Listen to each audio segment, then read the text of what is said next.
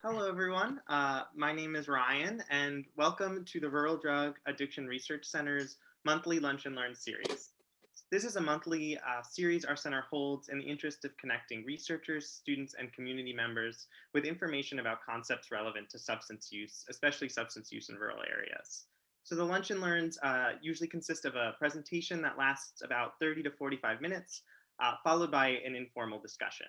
So the presentation portion of this lunch and learn will be recorded, but once the discussion starts, we will be turning off the recording. And so now it's my pleasure to introduce this month's presenter, Dr. Ilona Velasanova, who will be speaking to us about stigma reduction as a novel strategy to address addiction. Dr. Velasanova is duly board certified in psychiatry and addiction medicine, with specialized expertise in integrated treatment for co-occurring substance use with other psychiatric disorders. After obtaining her undergraduate degree from the Johns Hopkins University, Dr. Velasanova went on to earn her MD at Harvard Medical School and completed her residency at Boston University Medical Center before joining UNMC in the fall of 2016. As the Director of Addiction Psychiatry Education for the Department of Psychiatry, Dr. Velasanova has helped develop novel educational programs for medical students, residents, and fellows. She is the founder and director of the Longitudinal Integrated Mental Health and Substance Use Outpatient Clinic, an internationally recognized clinical experience for Creighton University psychiatry residents. Dr. Velasanova is also the founder and director of Nebraska's Medicine's Outpatient Addiction Psychiatry Clinic, and also developed and now co-directs the Inpatient Addiction Psychiatry Consultation Liaison Service at the Nebraska Medical Center. So it's such a pleasure to have a leader in substance use psychiatry here with us. And now, Dr. Velasanova, I'm happy to pass the microphone over to you. Thank you so much, Ryan. I'm so happy to be here and really excited to talk about this subject, which I'm so passionate about. I'm going to share my screen so you can see my PowerPoint presentation. Let's see here. There we go. All right, everybody can see the PowerPoint? Yep, I can see it well. Fantastic. Okay, so we'll talk about stigma reduction as a novel strategy to address addiction. I don't have any relevant disclosures. Objectives for this talk, we'll just have a few objectives. We'll define addiction, substance use disorder, review some related terminology that's important. We'll summarize general treatment concepts, as well as discuss specific interventions for reducing addiction stigma and providing evidence-based care. So addiction, it's ubiquitous, it's everywhere. But what is it? Well, it's a chronic brain disease that has the potential for both recurrence or relapse and remission. It's associated with uncontrolled or compulsive use of one or more substances, and it's also the most severe form of substance use disorder. Now we're going to break each of these down to their component parts. So it's a chronic brain disease. What does that mean? That means that it's not like you break your arm and it gets, it heals, it's fixed, and you're fixed, right? You're cured, right? Addiction is something like diabetes or high blood pressure that sticks with you lifelong. But just because you have it doesn't mean that you can't be in remission or recovery. So you may not have any symptoms and have it be under control. Likewise, you might have a relapse or a recurrence of symptoms, not unlike other diseases that we have. The primary component that really characterizes addiction is uncontrolled use despite negative consequences. So individuals don't have control over their use. Their brain is effectively hijacked. So even though things may be going completely wrong in their lives, they're still not able to stop no matter how much they want to. A severe substance use disorder is called addiction. So the terms are somewhat synonymous. But then what is a substance use disorder? Well, it's a medical condition caused by repeated misuse of a substance. It develops gradually over time. So just because you have one drink of alcohol, you're not automatically addicted, right? It takes a period of time to develop. And it leads to brain changes that we've been able to now visualize in brain scans and imaging. So substance misuse, yet another term, I keep introducing new terms. What is substance misuse? Well, it's the use of any substance in a way that can cause harm to the individual or those around them. So, individuals can misuse substances that are both legal and illegal. For example, you might go to, out for dinner and have a drink with dinner, and that's just simply substance use. It's socially sanctioned, it's perfectly legal. However, if you have one too many drinks and then you get behind the wheel of a car, well, that's substance misuse because you are using alcohol in a way that can cause harm to yourself and those around you, particularly driving impaired. This is an image of the brain and the different cycles of addiction. So, what happens? There's this preoccupation anticipation stage, there's a binge intoxication stage, and withdrawal and negative affect stage. So, really, the substance use disorder changes that happen in the brain, they result in impaired executive function. So that's the prefrontal cortex. That's that first part of the brain that really separates us from our chimpanzee counterparts because we're able to plan out behaviors and then execute them. And so that part of the brain really becomes impaired when somebody has an addiction. Accordingly, you have problems with self control because of that and decision making. So you may not make the best decisions. Again, in spite of having all the desire to make the best decisions, but you're just simply not able to do so. So here's the image of what I consider to be the continuum. Really, according to the US Surgeon General and the way that the Surgeon General characterizes it, we start with substance use, which again, there's no pathology there. Substance misuse, we can progress to using in a way that is harmful to oneself or others. With repeated misuse, we can then develop a substance use disorder, which finally culminates in addiction, which is the most severe kind of substance use disorder. So that's really the continuum of how an addiction develops. Perhaps more importantly, though, what is addiction not? It's not a moral failing. It's not a character deficit.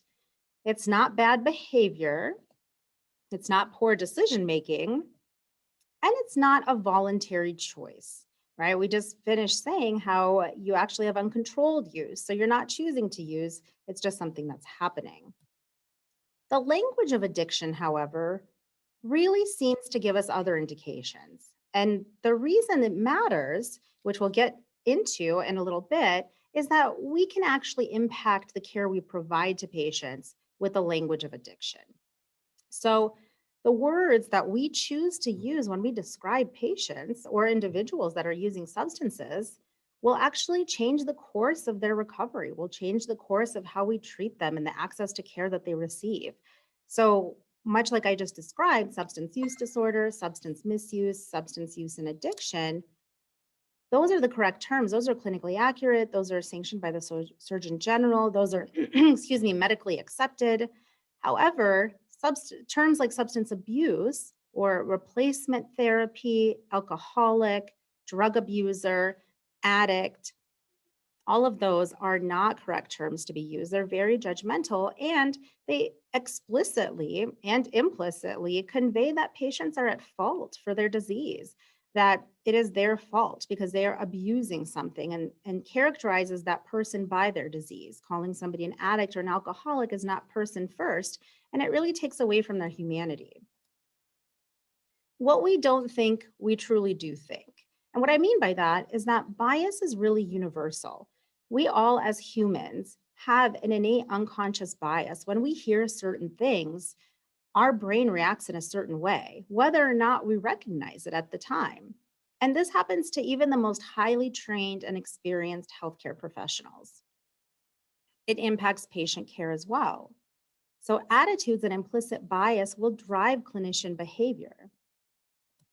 They're more likely to assign blame to patients when they hear terms like substance abuse and addict. They're more likely to agree with the need for punishment of these patients. And their view of a substance abuser as less deserving of treatment than the same person that might be described as a patient with a substance use disorder. And they've done a variety of studies where they've given vignettes, patient vignettes that are identical clinically, but that characterize the patients in different ways, either as a substance abuser or as a patient with a substance use disorder. And they've given these vignettes to healthcare professionals as a study of sorts. and then asking them to assign a rating to various questions, such as agree with the need for punitive measures or whether the patient deserves treatment. And this is what they found. They found that healthcare professionals will actually are more likely to assign blame to the patient when they are described as a substance abuser. Bias in clinical practice is also there.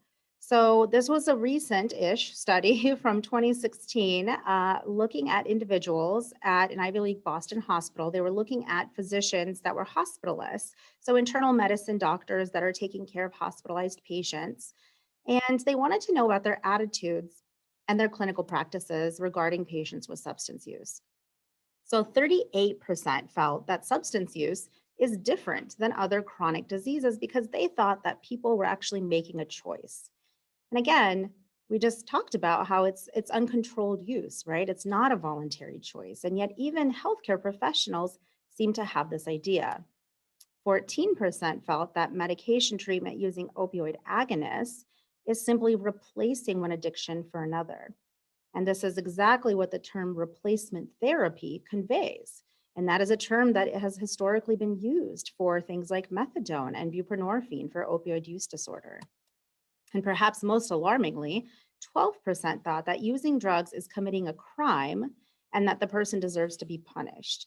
Now, the example I always like to use here is somebody who has diabetes and is eating a piece of cake, right? Are they committing a crime and do they deserve to be punished? Absolutely not. And yet this is how we see patients with addiction. So bias not only impacts patients, it actually impacts us, the clinicians. Healthcare professionals on the whole really hold negative attitudes towards patients with addiction. These attitudes are linked to lower levels of empathy. And with lower levels of empathy, clinicians tend to become burned out. The burnout epidemic among healthcare professionals is profound. And with regard to patients with substance use disorder, clinician burnout and worse patient outcomes can come from negative clinician attitudes about these patients. So we have these feelings about these patients, but how common are we to encounter them, right? How commonly does somebody develop an addiction? Well, it's actually quite common. And so 1 in 7 people will develop a substance use disorder at some point in their lives, right? See, we have 60 participants. If we divide by 7, well, it's a good amount of people right here on the Zoom call that would develop an addiction, statistically speaking, at some point in their lives. So it's overwhelmingly common.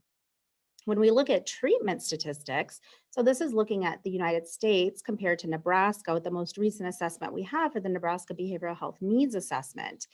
And we see that Nebraska is pretty on par with the country, which isn't saying much because the statistics are pretty poor. On the whole, only about 10% of individuals with substance use disorders actually receive treatment. Now here it's broken down between a drug use disorder, so non-alcohol, and then an alcohol use disorder, but really the statistics are fairly similar. And we see that just about 10% of folks receive treatment. Now I'd like to ask, how would we react if only 10% of patients with cancer received treatment? Take a minute and just think about that. I, for one, would be appalled, right? And I would be the first one advocating for increased care. But that's not necessarily happening for individuals with addiction. Part of the reason for that is the way we have historically approached treatment. So the traditional approach to treatment followed very much like this Peanuts cartoon. So a patient will come to their clinician, they will describe what's going on. You know, I can't stop drinking, for example. What can I do? And they'll get told, well, just stop. You know, you just need to snap out of it. You need to just get away from the alcohol. Let's go do, lock you away in a month-long program so that we get you away from the alcohol and then you'll be done. And so that is historically how we have approached addiction treatment. It's based on this idea that substance use disorder is acute and curable, whereas we know now that it's actually chronic and treatable.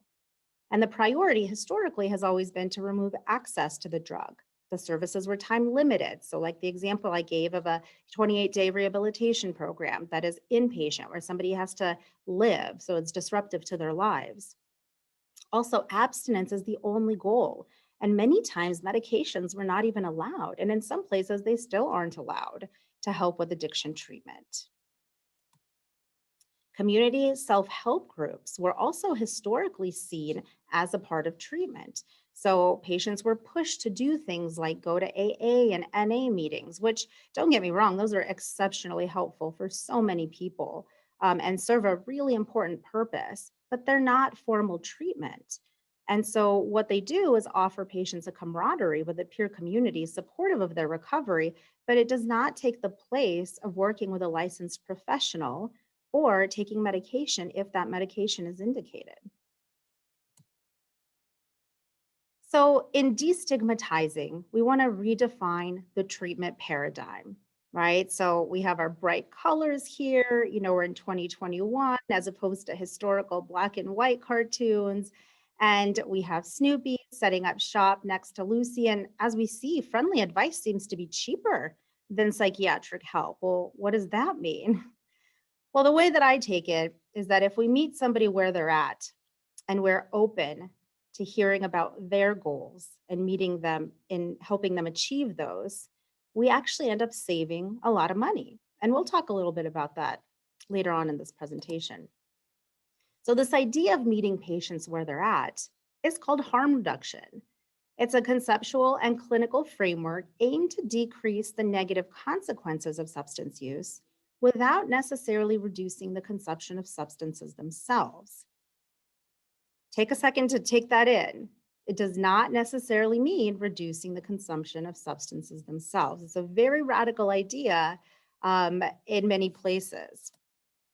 But harm reduction, in many ways, is also something that is applicable to everybody because it's not one size fits all. So it's actually individualized to the patient because it depends on what their goals are and what their situation is. Recovery is not defined by abstinence, and there's no progressive steps to complete, like a 12-step program. It's also not a program. It's just an approach to care.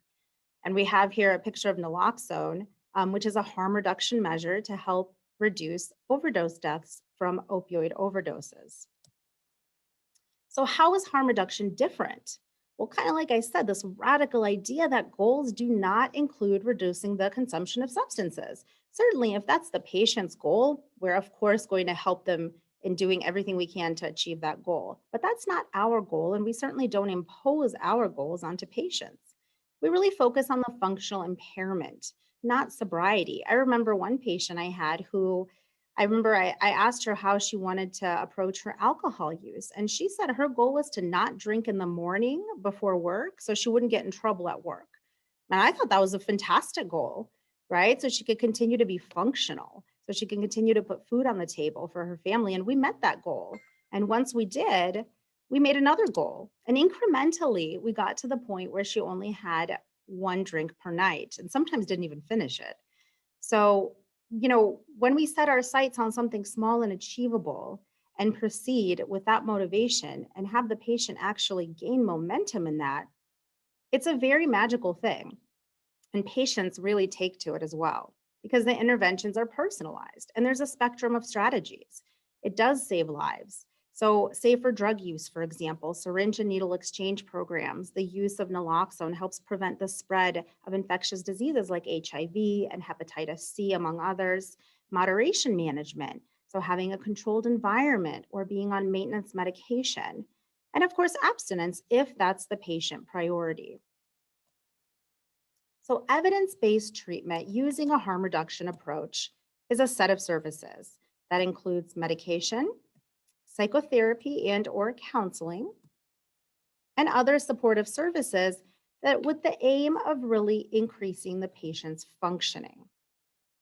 So medication assisted treatment or medications for addiction treatment, which is the new term for MAT, is one of these strategies. So it has been shown to keep patients in treatment longer, increasing their chances of a long-term recovery. So retention in treatment in most substance use disorder studies is actually one of the major markers of success of the study, because the more that somebody is retained in treatment, the higher their chances of a successful long-term recovery.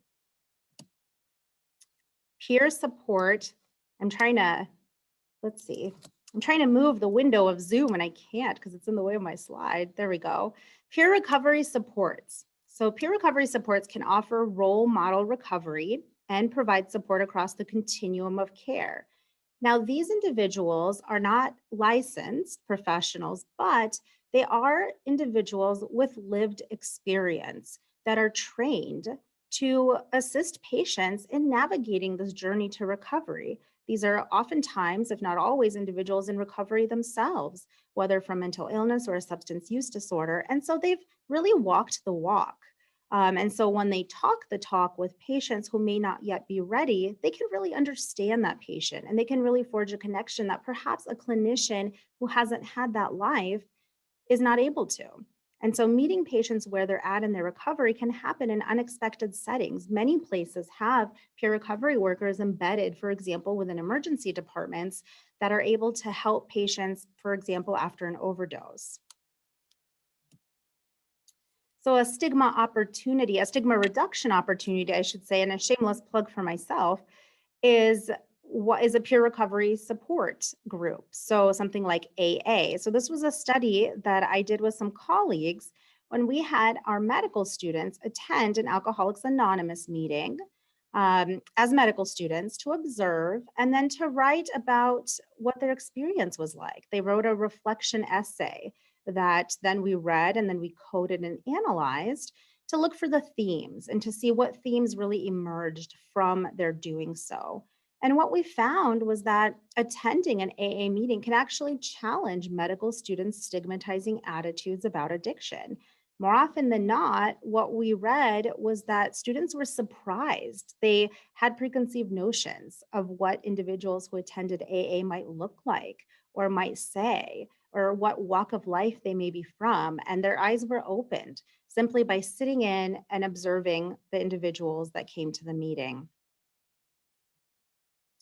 So evidence-based services are designed to enable an individual to reduce or eliminate alcohol and other drug use, to address associated physical or mental health problems, and to restore the patient to maximum functional capacity. So really that is the number one. I don't really care if somebody is using drugs or drinking. If they're functional, if they're contributing to society, if they're living the life they want to live in a legal way, then I'm all for it. And when we look at this type of treatment approach and we compare it to other chronic medical conditions, as you recall, I had mentioned that really addiction is much like diabetes and hypertension and other chronic medical conditions individuals live with, for most of their lives. So when we compare this treatment to treatments for those conditions, we actually see that our outcomes are in many ways better than those for some of the other conditions. So this was a study that actually looked at relapse rates, and the way they defined relapse in this particular study was for substance use, it was a sustained return to use of the substance. And then for the other conditions, it was symptoms severe enough to warrant hospitalization or to add a new medication to the patient's medication regimen. So for example, a second blood pressure medicine if one is not enough. And so what they found was while patients are receiving treatment, the relapse rates for substance use disorders are actually less than those for hypertension and asthma, which again is remarkable because those conditions are just as ubiquitous as substance use is. So this is one of my favorite slides, actually. Why is substance use disorder treatment seen differently than other kinds of treatment? So a lot of this is a callback to this historical idea that it's an acute and curable condition.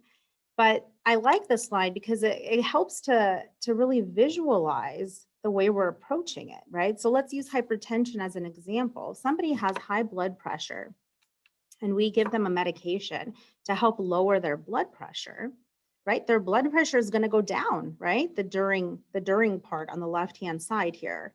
So their blood pressure is going to go down. Well, if we abruptly take that medication away, well, their blood pressure is going to go back up, right? I mean, that's what's logical and that's what's physiologically what happens. Well, the exact same thing holds true for addiction treatment. So while somebody is not in treatment, their symptoms are high. Their life is impaired by substance use. During treatment, their symptoms go down, right? And they're in remission. Well, again, if we're to abruptly stop treatment, why would their symptoms not return again? They do. And that's why our acute and curable condition mentality really doesn't work. And the chronic care model is what works for these patients, because simply going away to a month-long program isn't going to cure something that is lifelong and incurable, but treatable. Absolutely treatable. Again, but you have to remain in treatment. You have to remain doing activities that are supportive of your recovery.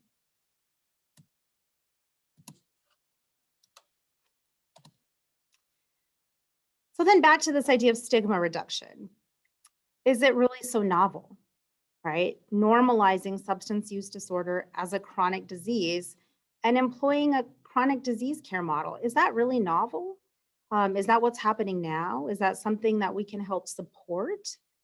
Meeting patients wherever they are at, right? This idea of harm reduction and of, again, individualizing our treatments and the way that we care for patients based on the person sitting in front of us. And again, this non-judgmental, clinically accurate language, which I can't stress enough, that every single person has the power to decrease stigma simply by using the correct clinically accurate language. Every single one of us. And it takes a while to actually retrain your brain to not automatically say things like substance abuse, because it's just been beaten into us by the media, by all sorts of sources. And so, but once you really get into that mindset that, wait a minute, no, it's not abuse, it's substance use, or it's misuse, or it's a substance use disorder, it really does become automatic. And those other terms really do just get pushed out of your head after you practice long enough, just like everything else that you need to practice. So the healthcare system impacts, so that in that slide with Snoopy and the 2 cents versus Lucy's 5 cents, I said I was going to get to this. So the healthcare system impact of evidence-based substance use disorder care is actually very favorable. So for every $1 that we spend on substance use disorder treatment, we actually save $4 in healthcare expenditures and $7 in criminal justice costs. That is an astounding amount of savings, right? That return on investment is fantastic. I think part of the problem is that in many states that are strapped for cash, especially now with the pandemic and the economy, it's difficult to invest. It's difficult to find those funds to invest in substance use treatment. But again, we just have to remind ourselves that we're going to be saving so much more money in the end if we do make that initial investment. So some take-home points.